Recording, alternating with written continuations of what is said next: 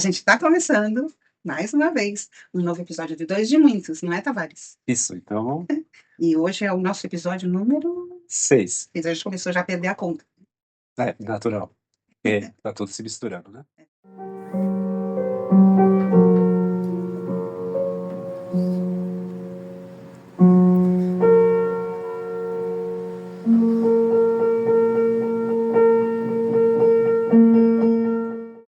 Vai. A imensidão íntima.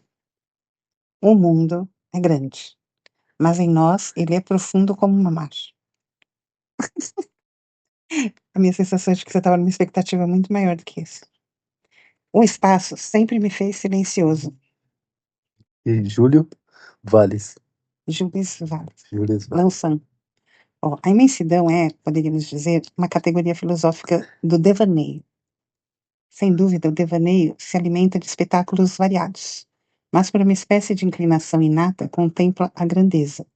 E a contemplação da grandeza determina uma atitude tão especial, um estado de alma tão particular, que o devaneio põe o sonhador fora do mundo, mais próximo diante de um mundo que traz a marca do infinito. O que que motivou essa leitura? Foi, deixa eu ver, foi. Foi Então, a vastidão. a gente começou lendo tô lendo o mundo, A Escola dos Deuses, o livro. Estou lendo o livro A Escola dos Deuses. E na página 29, que fala do Da vastidão. Procura a parte da mudar o vastidão. passado. Era sobre a morte, É, formas de morrer. formas de morrer.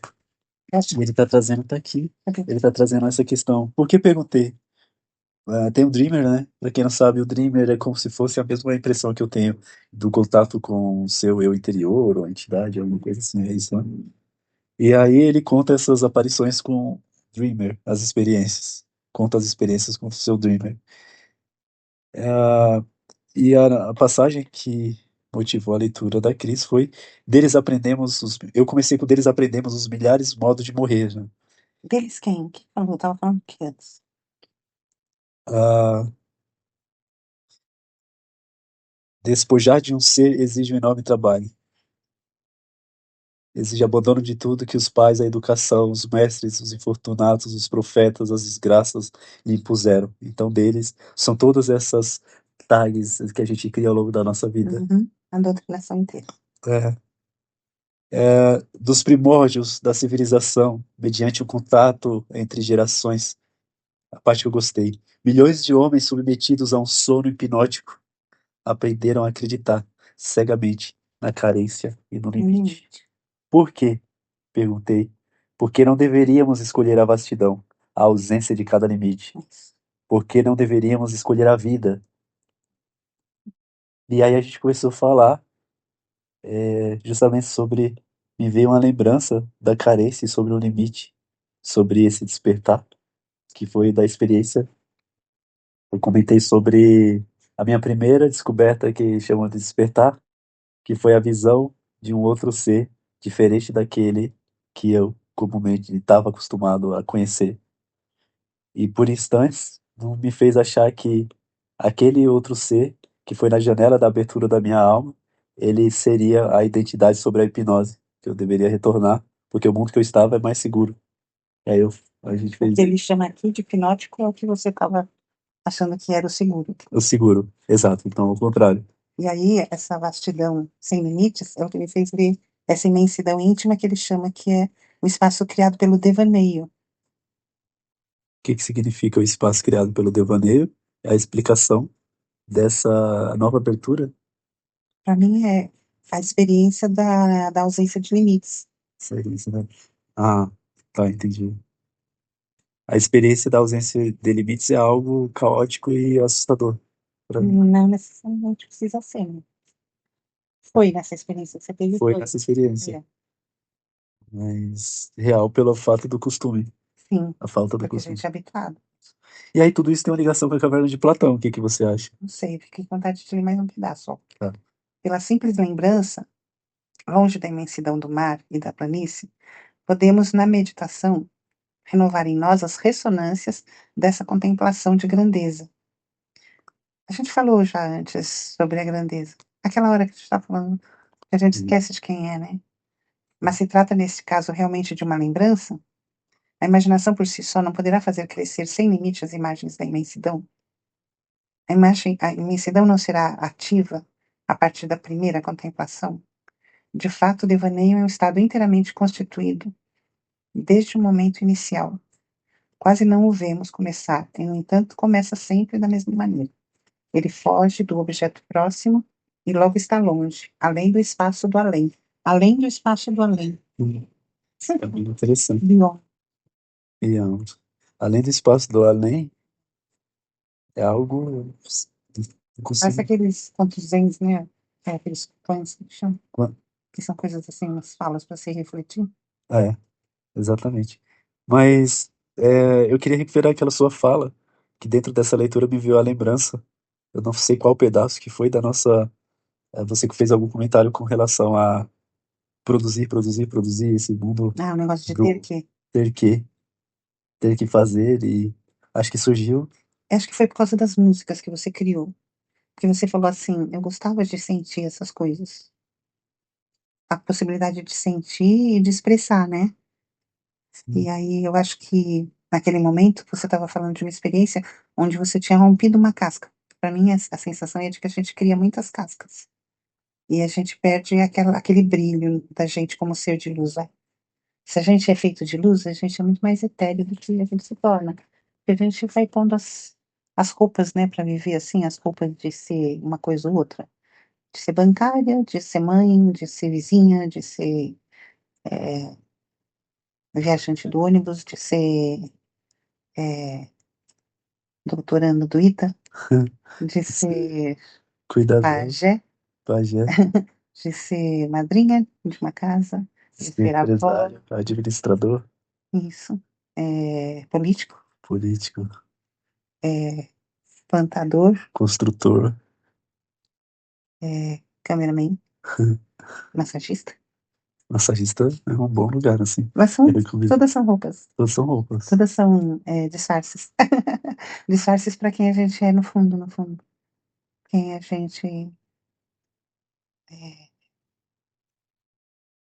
essencialmente é. É muito estranho, porque parece que a experiência é justamente vir aqui, experimentar tudo isso e recuperar, não essas coisas que a gente vive aqui, recuperar uma coisa que a gente já era. Então, Por por que que a quê? gente veio aqui? É, Pra relembrar o que a gente era. por quê? Por que que o plano é esquecer o que era? Para poder lembrar de novo. É Qual a importância, né, interessantíssimo. dessa experiência aqui, de viver assim? Depois eu quero trazer uma abordagem É, sobre a minha área de pesquisa. Eu acho que fica pro próximo, senão vai sair do contexto do criativo. pode ser que não. Não sei.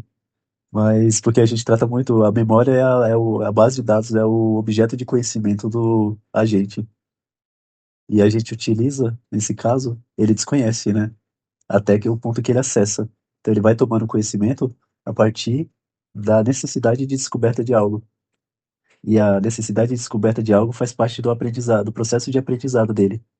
Só que ele aprende só aquilo que ele precisa acessar para recuperar algo. Agora, talvez nós tenhamos que lembrar, porque a gente não tem a capacidade de lembrar de tudo. A gente vai só trazendo esses flashes. Então, por mais que. E a gente. O mais bizarro de tudo isso é que, apesar de sermos tão grandiosos a ponto de talvez lembrar toda a nossa história, toda a nossa ancestralidade, nós nos colocamos na posição de viver um dia semelhante ao outro, sem fazer esforço algum, parece, de ter essa memória. É. É um processo contrário à hipnose, na verdade. Porque eu já esqueci, inclusive, dos traumas que eu tinha. Me pego e falo, nossa, parece que foi ontem que aconteceu, mas será que é o creme dental que eu tô usando que tá me dando um apagamento de memória? Parece que faz parte, não sei se é dentro do nosso processo, ou se a gente passou por um modelo não natural tão grande. Não sei se faz parte dos traumas que uma das nossas grandes habilidades é esquecer muito rápido de todas as experiências, a ponto de querer reviver todas de novo. Será? Esquecer das experiências me lembra muito os processos de demência do meu pai, quando ele repetia e repetia as histórias. precisando repetir, a gente sentia que precisava repetir. E as crianças pequenas também gostam muito que se repitam as histórias. Sim. Sempre Eu a mesma tava pensando história. sobre isso, exato. É. Aí tem o Bettelheim que ele explica que as crianças, quando estão escutando as histórias, contadas, elas elas estão lidando com dentro de um universo mais imagético, mais assim, inconsciente, com os processos psíquicos delas. Cada personagem, cada situação. Então a recontagem é como se fosse um constante trabalho de compreensão do significado, dos efeitos, uma compreensão do mundo mesmo. E de si mesmo, né, dentro desse mundo. É. E essa me voltou de novo para o mesmo pensamento quando você falou de compreensão de si mesmo e do mundo, é, da experiência que a gente teve na Pagelância, né, com os originários, que é uma etnia que chama Furiô, que fica no norte, Pernambuco.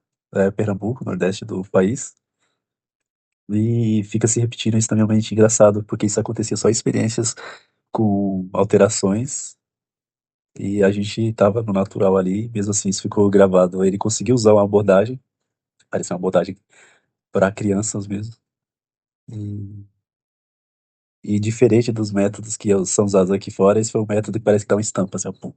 Tenho certeza que daqui a 20, 30 anos a gente vai continuar lembrando disso. E ele dizia que o homem branco, né, não forma de dizer da mesma forma que chamamos eles de indígenas, então ele se referiu a todo o outro contexto de homem branco. Ele vem aqui e não entende o que a gente faz ou como a gente leva a vida, porque de algum modo fomos pautados a ter, a fazer, a esse lugar de produção e De conseguir mais e mais recursos. de conseguir mais e mais recursos, que foi, a gente está falando algo assim, né? E aí eu te perguntei, se a gente fizer o exercício ao contrário, Hum, como seria nascer dentro de um lugar onde você não precisa pensar sobre ter e conseguir mais recursos, que é esse uhum, rolê maluco que a gente vive aqui dentro da cidade. Então, como será qual que é o propósito, né? A gente precisa de um propósito de vida relacionado ao ter, ou dá para ser de outra forma? uhum. É engraçado porque a gente não tem essa experiência, então a gente tem que ir extrapolar as informações que a gente tem para minimamente tentar visualizar o que que pode ser, como é que pode ser viver assim, e o que é que traz significado, que nem você falou, o que que a gente faz? É sempre o sentido da vida, né, de qualquer forma. Você comentou algo sobre que te levou à leitura, né? Viver grande, viver com Sim, gratidão e apenas sendo, e consagrando a existência. consagrando a existência. O que seria consagrar a existência, né? É você estar na gratidão, tá nela, presente nela, então, aquela coisa do presente do agora, que o Eckhart Tolle sempre fala, e outros, né, outras escolas filosóficas falam sobre a importância de estar no agora, né, então, é a presença, né, a presença em primeiro lugar. Dentro da presença, uma gratidão, e eu acho que consagrar é dar o devido valor a isso, que essa é a essência, né, você existe, não é uma coisa, assim, banal, a gente trata os nossos dias de vida como uma banalidade. Você acorda e vive, faz as coisas que faz e parece que é banal. E não é banal você existir. Como somos capazes de fazer isso com nós mesmos? Nos auto-banalizar? É, profanar a beleza da existência. E aí eu E aí eu agora, acho que tem a ver com aquela coisa da casca, porque quando você canta aquelas músicas que você sente que está mais sensível, sim, você está mais conectado com isso. o pimento dessa banalização. É, A perda de personalidade, porque foi a personalidade criada mediante esses paradigmas. E aí a música ela é uma tentativa de reencontro. sim. E nesse processo de E reencontro, de falar do processo de também. falar do processo, Né? a música também funcionava como uma espécie de memória, porque ela tem a repetição, e daí fica colocando a gente a meio que criar uma fita de volta de personalidade. Eu sinto que ela dá um pouco de força para essa essência da gente. Eu sinto que a música é muito como alimento, uma coisa que faz falta, então aí parece que ela preenche um espaço de vazio que às vezes é criado por ausência de viver essa coisa mais essencial da gente mesmo. Ai, a gente é muito complicado, muito complexo, E aí a gente chegou à não é? conclusão que tudo é aqui e agora, né? É, também. Agora, agora, agora. O passado estão agindo, Lê de passado e novo. futuro estão agindo juntos, no mesmo instante da vida de cada humano. E é interessante, eu queria, vamos ver se repetir isso. É, falando de vida, mas e sobre a morte? Ela é uma solução? Não. Eu queria Ou lembrar. ela é presente sempre, se a gente vê daquele outro jeito, né? De que a morte é só uma mudança de estado. É uma mudança, simplesmente, né? Morre uma coisa, nasce outra, ciclos se repetem. A Eu morte queria de um trazer o jeito. poema aqui do É, lê aquele que você tinha. Encontro com os Dreamer, que é o mais próximo que eu consigo trazer de sentimento dessas experiências de morte e renascimento.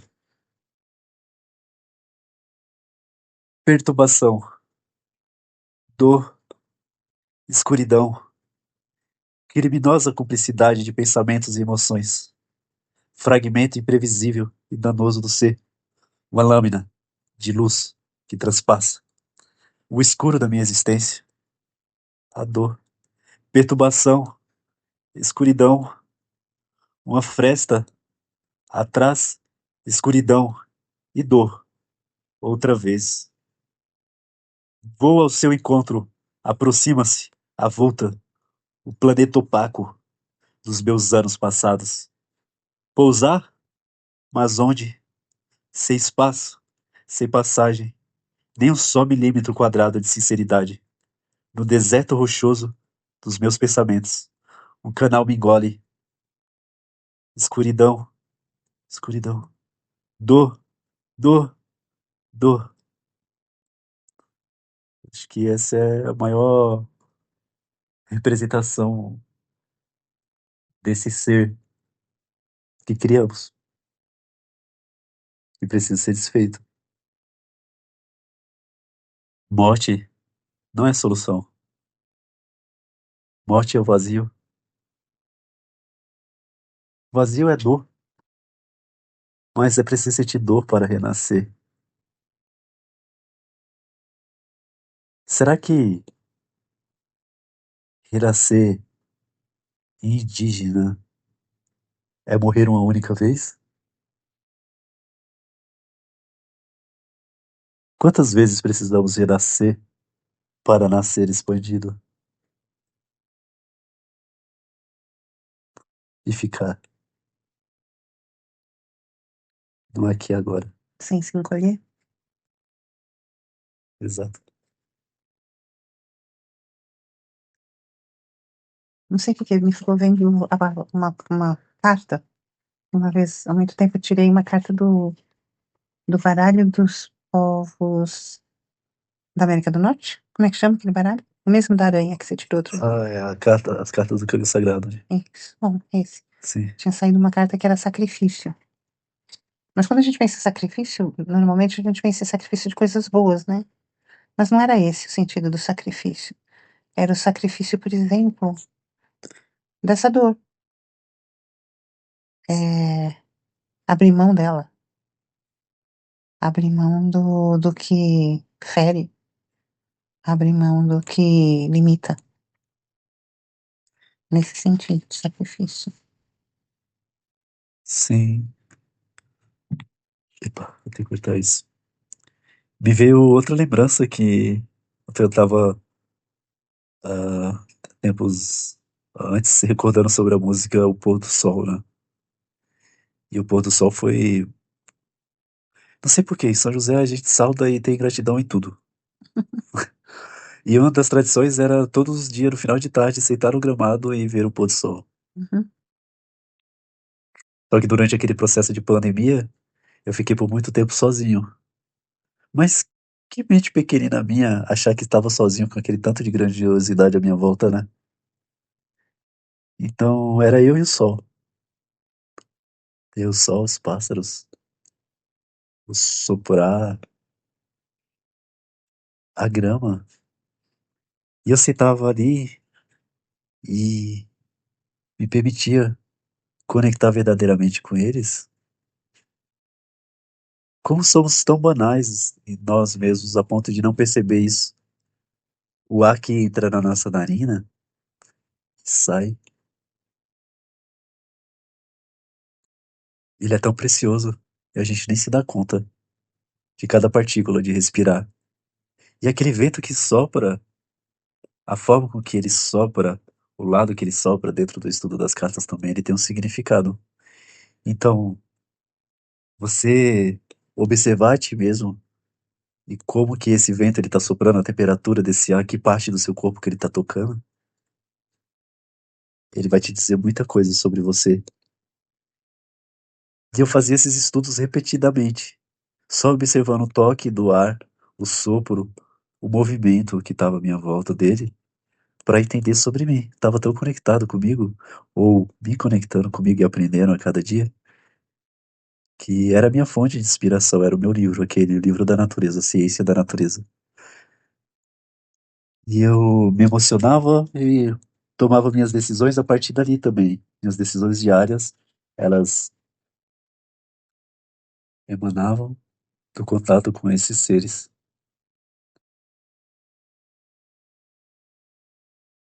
E como eu me afugentei diante da dor e por tanto tempo senti tanta dor, que ela se materializa de verdade. Ela vem ao nosso encontro, aquilo que a gente deseja, aquilo que a gente sonha. E nessa página da continuação, o Dreamer fala para ele: perturbação, o quarto de um hospital, cheiro de creolina, ó, odor de doença e de impotência, uma figura prostrada ajoelhada diante de um ser estendido, imóvel, aproximou-se. Aquele homem, assustado, era eu. Talvez existam mais caminhos mais fáceis de encontrar você, mas a gente continua teimando de ficar dentro do processo de dor. E de tanto você insistir, cuidado, você acaba encontrando. A própria resistência à dor cria mais dor. E E pra... A dor precisa ser sentida também, totalmente. Porque ela existe, então ela não tem que ser negada, mas ela pode ser ultrapassada através da experimentação integral dela, inteira, da dor toda. Será possível experimentar a dor toda? acredito que o foco, que foi a experiência que aconteceu comigo, já numa cadeira de hospital 20 dias entubado com soro, porque era eu também. Eu tinha absoluta certeza de que ela tinha dado a sua vida para preservar a minha. Mas eu tava sentindo, eu tava ali do lado. E sabe quando foi o suficiente para sairmos daquela condição? O O quê? aprendizado que eu tive? A gente precisou levantar. Ela foi caminhando até a janela. Devagar falou: filho, você pode pentear o meu cabelo uma única vez? E eu busquei a escova devagar, toquei a sua cabeça levemente, como nunca tinha tocado. Comecei a arrumar o cabelo dela. Foi a primeira vez que ela me pediu para fazer aquilo. E talvez seria a última. E naquele momento de dor, eu percebi que tinha uma saída. A saída seria abraçar a vida, abraçar o momento mais belo. Eu poderia ter me apegado nisso e ter aceitado o momento de partida. Mas eu falei: fica comigo, olha ali adiante. É o sol, ele vai nascer mais muitas vezes. Vai dar tudo certo. E a esperança nasceu de novo, sabe? É o mínimo que precisa ser feito para trazer a vida. É isso.